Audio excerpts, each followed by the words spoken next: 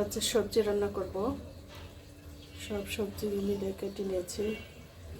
মিষ্টি কুমড়া, বরবটি, পটল, আলু, শসা সব সবজি মিলে একসাথে কেটে ধুয়ে নিয়েছি। আচ্ছা, সবজি রান্না হবে।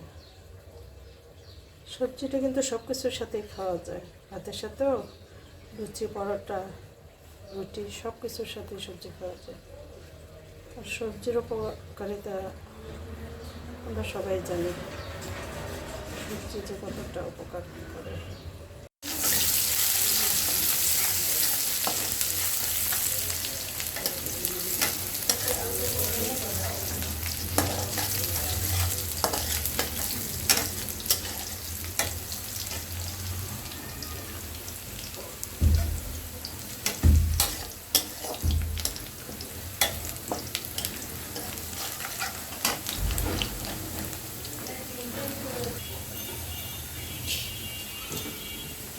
লবণ দিয়ে